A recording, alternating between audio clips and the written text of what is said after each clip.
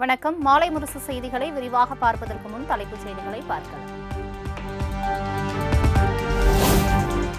2642 உதவி மருத்துவர்களுக்கு பணி நியமன ஆணை சென்னை திருவான்மியூரில் நடைபெற்ற நிகழ்ச்சியில் முதலமைச்சர் மு க ஸ்டாலின் வழங்கினார்.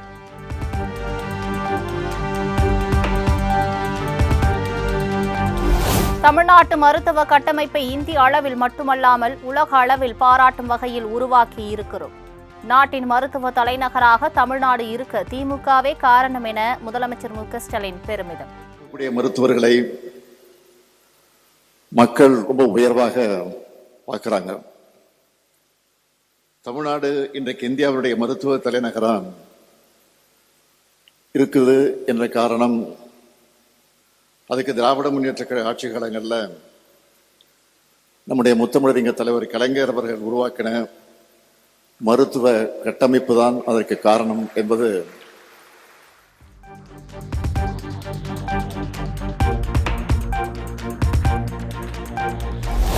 கிராமங்களிலிருந்து மருத்துவர்கள் உருவாக வேண்டும் என முதலமைச்சர் மு க ஸ்டாலின் கோரிக்கை. கிராமங்களிலிருந்து உருவாகும் மருத்துவர்களால் தான் எளிய மக்களை புரிந்து கொள்ள முடியும் எனவும் பேச்சு.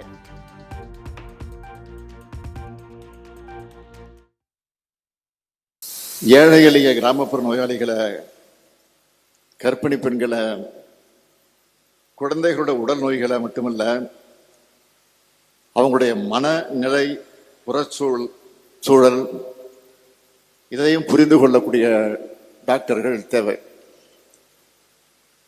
கிராமத்திலிருந்தும் சின்ன சின்ன நகரங்களிலிருந்தும் டாக்டர்கள் உருவானதான் அனைத்து தரப்பு மக்களுக்கு நல்ல முறையில் சிகிச்சை.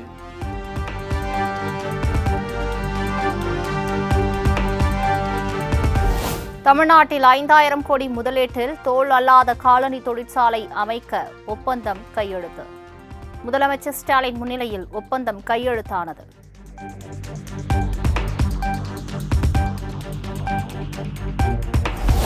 கடன் வாங்குவதற்காக அடமானமாக வைத்த விற்பனை பத்திரத்தை தொலைத்த விவகாரம். வாடிக்கையாளருக்கு 2 லட்சம் ரூபாய் இழப்பீடு வழங்க வேண்டும் என இந்தியன் ஓவர்சீஸ் வங்கிக்கு சென்னை உயர்நீதிமன்றம் உத்தரவு.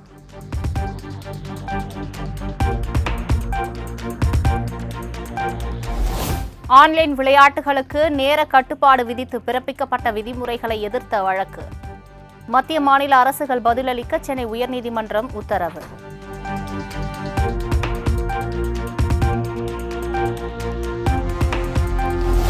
கள்ளக்குறிச்சி அருகே புகார் கொடுத்தவரையே கடுமையாக தாக்கி விவசாய பயிர்களை அழித்ததை எதிர்த்து வழக்கு.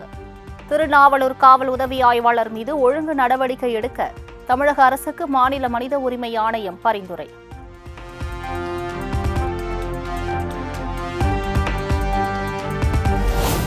நாம் தமிழரை கட்சி ஒருங்கிணைப்பாளர் சீமான் மீதான பாலியல் புகார் விவகாரம். பெங்களூரில் வைத்து நடிகை விஜயலட்சுமியிடம் வலசரவாக்கம் போலீசார் 5 மணி நேரம் விசாரணை.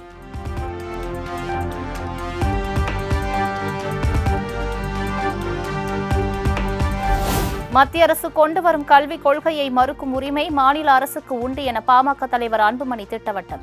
யாரும் மொழியை திணிக்க முடியாது என பாஜகவின் மும்மொழி கொள்கைக்கு எதிர்ப்பு. வியாபாரமாக்கிட்டு இன்னைக்கு நீங்க ஹிந்தியை எதிர்க்கிறது எந்த வகையில் நியாயம்? அது ஹிந்தியை திணிக்க கூடாது, கத்துக்கலாம். ஹிந்தியோ மலையாளமோ கன்னடமோ பிரெஞ்சோ எதோ வேணா கத்துக்கலாம். ஆனா அவங்க மத்திய அரசு திணிக்கிறது தவறு.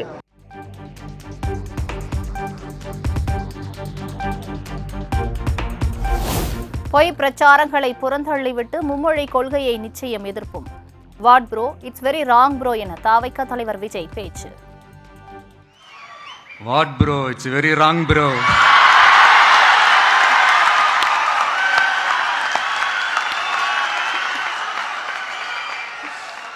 கூட்டாட்சி தத்துவத்தை மீறி மாநில தன்னாட்சி உரிமைக்கு எதிராக ஒரு மாநில அரசின் மொழி கொள்கையை, கல்விக் கொள்கையை கேள்விக்குறியாக்கி வேறு ஒரு மொழியை வலுக்கட்டாயமாக திணிச்சா, அதுவும் அரசியல் ரீதியாக திணிச்சா, நம்மளுடைய தமிழக வெற்றி கழகம் சார்பாக நாமளும் இந்த பொய் பிரச்சாரங்களை எல்லாம் புறந்தள்ளிவிட்டு இதை நாங்கள் உறுதியாக எதிர்ப்போம்.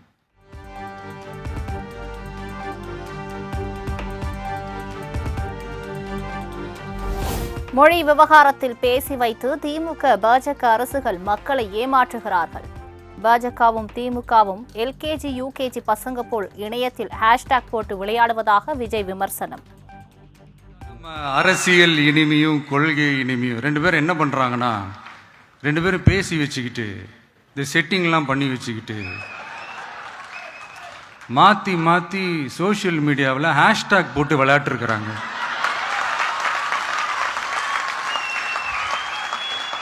இங்கே என்ன நடந்துகிட்டு இருக்கு?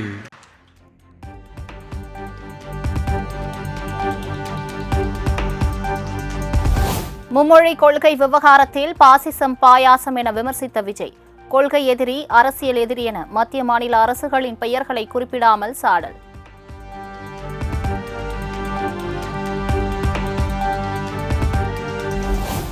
வெளிநாட்டில் பொருளாதாரத்தை உருவாக்கி கடன் வாங்குவர், தமிழ்நாட்டில் கடனை உருவாக்கி ஊழல் செய்து வருகின்றனர். ஊழல்வாதிகளின் கைகளில் உள்ள தமிழ்நாடு அரசியல் இருப்பதை துடை தெரிய வேண்டும் என ஆதவ் அர்ஜுனா ஆவேசம். இதுதான் பிரச்சனை. ஊழல் பண்றீங்க, ஒரு பொருளாதாரத்தை உருவாக்கி ஊழல் பண்ணா கூட ஒரு பெரிய புரட்சியை மேலை நாடுகளை பார்க்கலாம். இங்க கடனை உருவாக்கி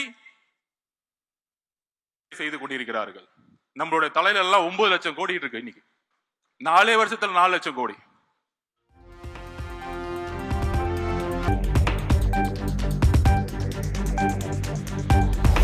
சிஎஸ்கே அணிக்கு தோனி இருப்பதைப் போல் தாவேகாவிற்கு தாம் உள்ளே. தேர்தல் வியூக அமைப்பாளர் Prashanth Kishore சூளுரை. TVK win next year. Who would be more popular in Tamil Nadu? My fellow Bihari MS Dhoni, who makes win Chennai Super King every time, or Prashant Kishore? So you see, I have my own battle to win. I have to become the most popular Bihari in Tamil Nadu. So I have to compete with Mr. Dhoni, who makes Chennai Super King win. I will make TVK under your leaders win.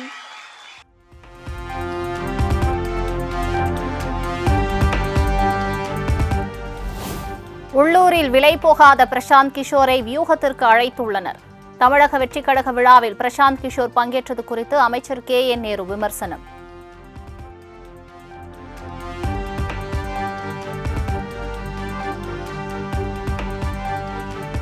இவர் நம்ம பிரசாந்த் கிஷோர் சேர பார்க்க போறாரு, பேச போறாருலாம் சொன்னாங்க. தயவுசெய்து என்னென்ன சொன்னவர்கிட்ட சொன்னேன், உள்ளூரில் விளப்பவர் அவரு. நாங்கள் பிரசாந்த் கிஷோர் பீகாரில் ஜப்பாத்துக்கு கூட வாங்கல, தனியாக நின்னாரு. அவர் இங்கே தொகுதி வகுப்பாளர். அது பெரிய எப்படி நாம் வெற்றி பெற போகிறோம் என்று சொல்ல.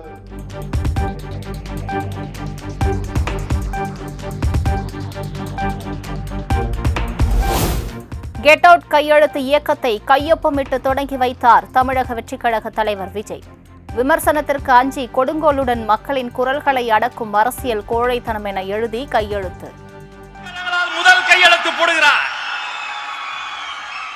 தமிழ்நாட்டை விட்டு வெளியேறு, கெட் அவுட் என்று சொல்லி பொற்களங்களால் முதல் கையெழுத்து போடுகிறார்.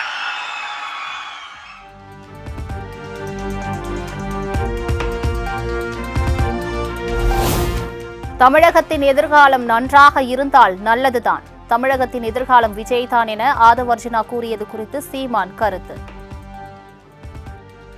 தம்பியா ஒரு தம்பியே இன்னொரு தம்பி சொல்றாரு, வரவேற்போம். எதிர்காலம் நல்லா இருக்கட்டும், தமிழகத்திற்கு நிறைய நல்ல எதிர்காலம் வந்தா சரிதானே, மகிழ்ச்சி தானே. அவர் அந்த கட்சியில் இருக்கிறவரு. நடிகர் விஜய் தேர்தலை சந்தித்தால்தான் அவரை மக்கள் ஏற்றுக்கொள்கிறார்களா என்று தெரியும் என திருமாவளவன் கருத்து. தமிழக இளைய தலைமுறையினரை அவ்வளவு எளிதாக ஏமாற்ற முடியாது எனவும் பேட்டி. தமிழ்நாட்டு மக்கள் மிகவும் விவரமானவர்கள், அதிலும் புதிய இளைய தலைமுறையை சார்ந்தவர்கள், அரசியல் விழிப்புணர்வு உள்ளவர்களாக இருக்கிறார்கள். அவ்வளவு எளிதாக தமிழ்நாட்டு இளம் தலைமுறையினரை ஏய்த்துவிட முடியாது, ஏமாற்றிவிட முடியாது. தேர்தல் தான் உரிய முடிவுகளை நமக்கு சொல்லும்.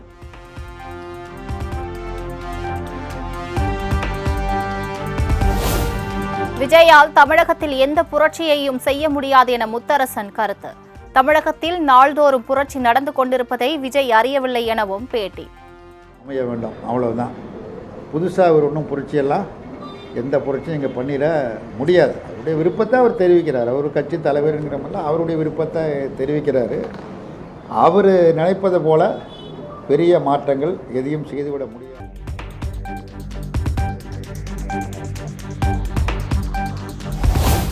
தொகுதி மறுசீரமைப்பால் தமிழ்நாட்டில் ஒரு எம்பி சீட் கூட குறையாது என உள்துறை அமைச்சர் அமித்ஷா திட்டவட்டம்.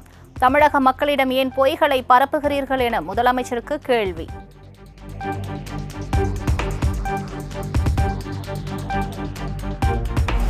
மத்திய பாஜக அரசு ஹிந்தியை திணிக்கிறது என பட்டப்பகலில் கபட நாடகம் போடுகிறார் முதலமைச்சர் என அண்ணாமலை சாடல். திமுகவை 2026 வேரோடு பிடுங்கி அகற்ற வேண்டும் என்பதில் உறுதியாக இருப்பதாகவும் பேச்சு.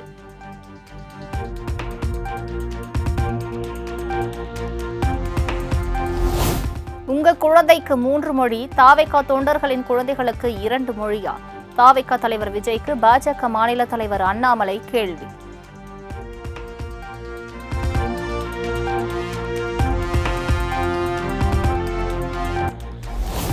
நாமக்கல் அருகே கல்குவாரி விவகாரத்தில் 2 விஏஓக்கள் மீதான சஸ்பெண்ட் நடவடிக்கை ரத்து. 200க்கும் மேற்பட்ட விஏஓக்கள் ஆட்சியர் அலுவலகத்தை முற்றுகையிட்டு போராட்டம் நடத்திய நிலையில் நடவடிக்கை.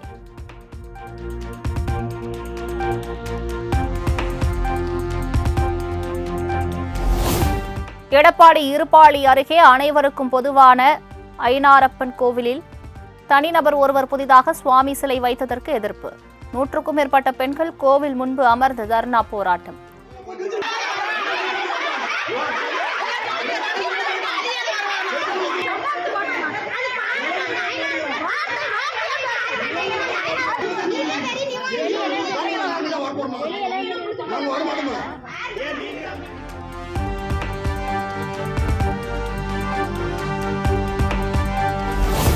சிவராத்திரியை முன்னிட்டு ராமநாதபுரம் வெளிப்பட்டினம் முத்தாலம்மன் கோவிலில் தேரோட்டம் கோலாகலம்.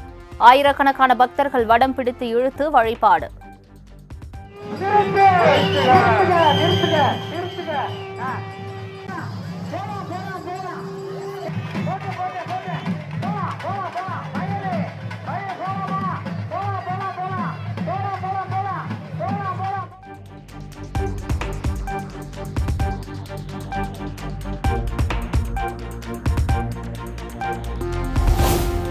தெலுங்கானா மாநிலத்தில் மேற்கொள்ளப்பட்ட சாதிவாரி கணக்கெடுப்பை அங்கீகரிக்க கோரிக்கை. பிரதமர் மோடியை நேரில் சந்தித்து முதலமைச்சர் ரேவந்த் ரெட்டி வலியுறுத்தல்.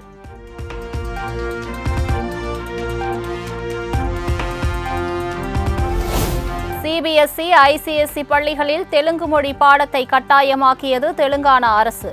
1ஆம் வகுப்பு முதல் 10ஆம் வகுப்பு வரை தெலுங்கு மொழி பாடம் கட்டாயமாக கற்பிக்கப்பட வேண்டும் என உத்தரவு.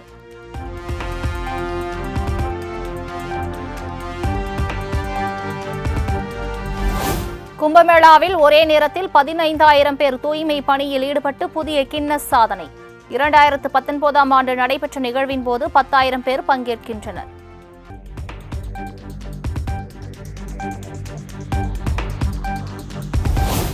உத்தரப்பிரதேச மாநிலம் பிரயாக்ராஜில் ஜனவரி 13ஆம் தேதி தொடங்கிய மகா கும்பமேளா இன்றோடு நிறைவு. கடைசி நாள் என்பதால் லட்சக்கணக்கானோர் புனித நீராடல்.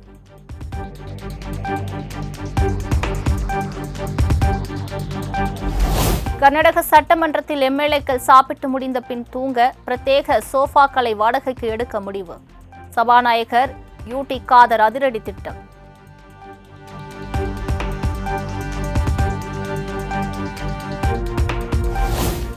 சென்னை வந்தடைந்தார் சூப்பர் கிங்ஸ் அணியின் நட்சத்திர வீரர் தோனி. மார்ச் 22ஆம் தேதி ஐபிஎல் போட்டிகள் தொடங்க உள்ள நிலையில் தீவிர பயிற்சியில் ஈடுபட திட்டம்.